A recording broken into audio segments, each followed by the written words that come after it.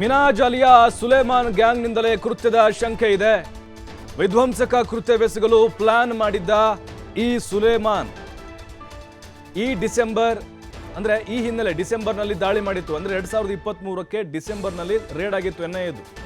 ಬಳ್ಳಾರಿ ಹಾಗೆ ಬೆಂಗಳೂರಿನ ಬ್ಯಾಡ್ರಹಳ್ಳಿಯಲ್ಲಿ ರೇಡ್ ಆಗಿತ್ತು. ದಾಳಿ ವೇಳೆ 7 kg ಅಮೋನಿಯಂ ನೈಟ್ರೇಟ್ ಕೂಡ ಪತ್ತೆಯಾಗಿತ್ತು. ಹಾಗಾಗಿ ಸುಲೇಮಾನ್ ತಂಡದಿಂದಲೇ ಬಾಂಬ್ ಬ್ಲಾಸ್ಟ್ ಆಗಿರುವ ಶಂಕೆ ವ್ಯಕ್ತವಾಗ್ತಿದೆ. ಸದ್ಯ 4 ದಿನಗಳ ಕಾಲ ಸುಲೇಮಾನನ್ನ ವಶಕ್ಕೆ ಪಡೆದಿದೆ ಎನ್ಐಎ ಟೀಮ್. ಶಂಕಿತ ಆರೋಪಿಯ ಬಗ್ಗೆ ಮಾಹಿತಿಯನ್ನ ಕಲೆ ಹಾಕ್ತಾ ಇದ್ದಾರೆ ಅಧಿಕಾರಿಗಳು.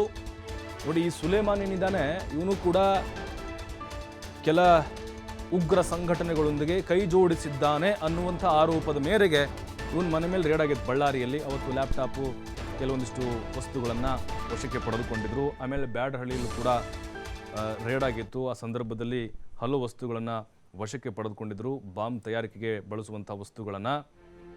ಈಗ ಬಳ್ಳಾರಿಯಿಂದ ಏನಾದರೂ ಪ್ಲಾನ್ ರೆಡಿ ಆಗಿರ್ಬೋದು. ಹಾಗಾದರೆ ಯಾರು ಈ ಮಿನಾಜ್?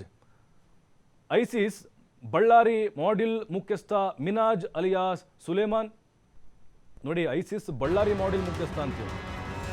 ಕರ್ನಾಟಕದ ಬಳ್ಳಾರಿ ಮೂಲದ ಮಿನಾಜ್ ಅಲಿಯಾಸ್ ಸುಲೇಮಾನ್ ಇವನು. ಐಸಿಸ್ ಬಳ್ಳಾರಿ ಮಾಡ್ಯೂಲ್ನ ಮುಖ್ಯಸ್ಥನಾಗಿ ಮಿನಾಜ್ ಕಾರ್ಯನಿರ್ವಹಿಸ್ತಾ ಇದ್ದಾನೆ. ದೇಶದ ಹಲವೆಡೆ ವಿಧ್ವಂಸಕ ಕೃತ್ಯ ಎಸಗೋಕೆ ಸಂಚು ರೂಪಿಸಿದ್ದ ಇದೇ ಫೋಟೋ ನೋಡಿ. ಇವನು ಸುಲೇಮಾನು ಮುಂಬೈ, ದೆಹಲಿ, ಜಾರ್ಖಂಡ್, ಪುಣೆ ಮೊದಲಾದ ಕಡೆಗಳಲ್ಲಿ ಸಂಪರ್ಕ ಹೊಂದಿದ್ದಾನೆ.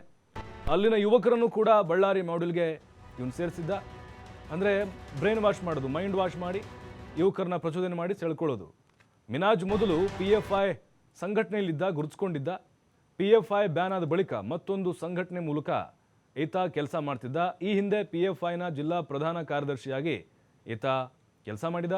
ರಾಜ್ಯಾದ್ಯಂತ PFI ಮೇಲೆ NIA ಪೊಲೀಸ್ ದಾಳಿ ನಡೆಸಿತ್ತು. ಆ ವೇಳೆ ಮಿನಾಜ್ ಮಾತ್ರ ಅರೆಸ್ಟ್ ಆಗಿರಲಿಲ್ಲ, ಬಟ್ ಅನುಮಾನಗಳು ಹಾಗೆ ಇತ್ತು.